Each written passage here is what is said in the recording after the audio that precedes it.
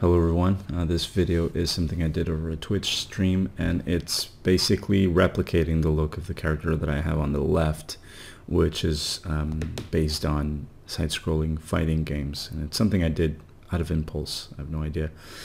And then I decided I should make some sort of either another fighter or an enemy. So I'm showing that these are the proportions that I'm looking for, and that this is the character that I started with. So I'm replicating those proportions. I'm also explaining that the character should be looking at that guy, even though they are sort of facing the camera halfway, not exactly in profile, but it is a more comfortable view for the artist to create, and also it shows more information to the player.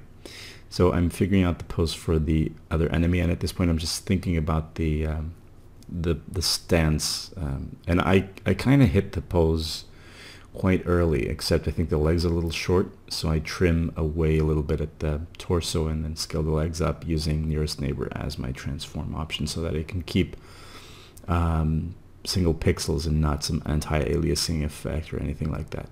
So my process is I create a sketch, I do a silhouette, and I clean up that silhouette as far as what I think would be interesting for the character. In this case I added the cap just to add to the silhouette, but you can see that because of the lack of lines, we can't see where the arm was, the character's left arm, so our right arm.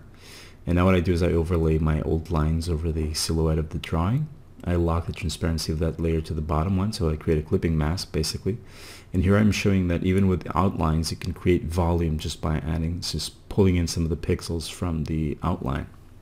Now I'm creating the shadows using the outline as a transparent layer, so a layer with transparency. And I think right now what I'm going to do is just add a few details, like what the clothing is going to be. I'm thinking this could be like a skater, like your sort of standard skater with knee pads and elbow pads. I thought about changing the sweater, but I kind of like the look of the torso, so I just basically make the guy wear a really fit a tight fit basketball jersey, which I know doesn't make sense, as well as some shorts. Now what I do is I create a layer and I fill it with white in the areas that I think the light's going to hit, which makes the torso, all the torso, be very dark, and then the legs they get brighter because of the pose, but not the bottom of the legs, just the top. I do paint the bottom of the leg just to show that it sort of pushes it forward quite a lot. It makes it look like it's broken or something. So right now I'm just figuring out what surfaces are facing light and which aren't. And I show also that some of them could use some dark shadows like that, but I think it's a little too much, and I might want to add that later once I have a sense of what the sprite's going to look like. So after that, I manage some of my layers and groups in there just for clarity, and I start by adding some sort of cleanup detail and cleaning up some of the lines. And this is important, that all of this information is in one layer, so that I can color pick that specific layer and get all of the colors that are the same. And then on a new layer I start creating some color masks, so basically some areas of color that I want to use over my sprite. And if I change that sprite's blending mode to color, duplicate that layer and add the same, but in overlay I get some really cool coloring of the pixels on the bottom. So what I do here is I just add the purple, and some people were mentioning on the chat that this looks like the Lakers sort of uniform, or whatever you want to call it, gear. And yeah, I think it kind of was in the back of my mind.